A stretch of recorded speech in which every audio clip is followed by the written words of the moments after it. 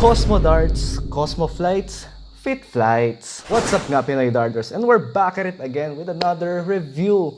Isa sa mga products, isa sa mga brands na hindi pa natin nakukover sa ating page. Cosmo Darts, Fit Flights ang ating i-cover for this video today. One thing to point out sa mga products na to is that napaka-unorthodox ang kanilang installment compared to regular flights and shops na meron tayo ngayon in the market. Unlike Condor Axe, unlike Mission Force 90, unlike Fusion Flights, Cosmo Darts Fit Flights may pagka-resemblance pa sila sa L-Style or di kaya sa Q-Soltero flights. One thing to point out sa Fit Flights is that napaka-unique ng kanyang itsura when it comes to assembling it. Paano siya unique? First off, hindi siya kagaya ng usual nating flights and shop systems na merong 4 na ngipin. It has 4 teeth. But with Cosmo Fit Flights, isang mahaba lang siya. Isang mahaba. Wait, mamaya papakita natin malapitan. Much similar siya sa Q-Soltero flights pero with this, wala siyang spring or kahit na anong attached sa stem. Instead, direct installation lang siya. As in, ilulusot mo lang siya mismo sa stem without anything to be concerned of. Actually, lalapit na ako sa inyo. Similar sa ibang shafts na meron on the market, meron din tayong mga spinning versions ng Fit Flight shafts. Pero at the moment, ang meron sa atin ngayon ay yung locked version niya. Meaning, hindi siya gumagalaw, hindi siya umiikot. Alright? Ayan ang sinasabi ko kanina regarding sa kanyang itsura. Napaka-unorthodox. Sobrang naiiba compared sa usual shafts. Alright? Ayan siya. Parang isang diretso lang siya. Ayan, iniikot ko siya ngayon. Sobrang symmetrical ng kanyang katawan. And yes, may lock lang siya. Yan lang yung nag-iisang nag-hold in place sa flight once na ilulusot mo siya. Butas lang siya. Yan. Not sure sa diameter nun, pero once na aabot na siya sa lock, sa pwesto ng lock, sumisikip siya until magkiklik na lang siya mismo on its own. Ayun. Alright, recap. Fit Flight shafts. Ayan lang siya mismo. Ang hawak-hawak ko ngayon dito is 28.5mm in measurement. Ngayon, equivalent to sa medium size ng Condor or di kaya intermediate ng K-Flex. Ang merong stock pa sa atin dyan ngayon ay 24mm, 28.5 at 31mm. Safe to say na yun ang current representation natin ng short, intermediate, and medium in terms of sa usual lengths ng darts shafts ngayon. Reference na yan sa previous video nating in-upload regarding sa shaft lengths. Now, as mentioned kanina sa ating Fit Flight shafts na available at the moment, we have 3 different lengths. Meron tayong 24mm, meron tayong 28.5mm, and 31mm.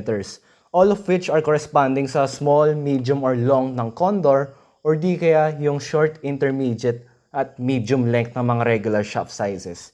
Chart for comparison para mas makita nyo guys. Alright? Starting from right to left, let's start with Fit Flight Air. Ang tanging difference lang Fit Flight Air sa iba nating models right now is that ang kanyang material ay glossy. Similar sa Condor at sa mga ibang nagdo-dominate na integrated flight systems in the market right now, ang kanilang material quality is usually glossy. Kung ang Fit Flight Air ay glossy, ang iba natin ditong model ay puro matte. Alright, ito yung ibig kong sabihin guys when it comes to their material. Ngayon, Fit Flight Air, ayan, glossy siya. So, makikita nyo yung reflection ng ilaw sa mismong flights. Ayan, kitang-kita. Hindi yan sa casing niya. Yun.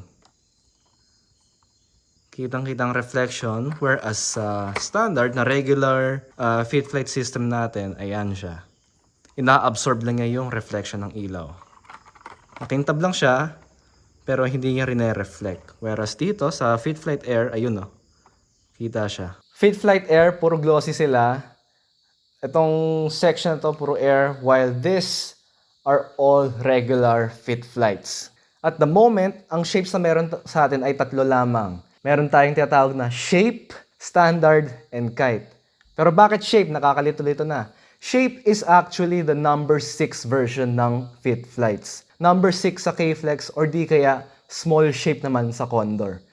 So, marami pang iba. Maraming derivation ng mga shapes natin dito. Meron tayong super shape, meron tayong slim, meron tayong super slim, meron tayong kite, at meron din tayong super kite. Dami naman! One notable Asian player na kilala natin ngayon on tour, I'm not sure kung nasa Asian tour pa rin siya, ay si Royden Lam.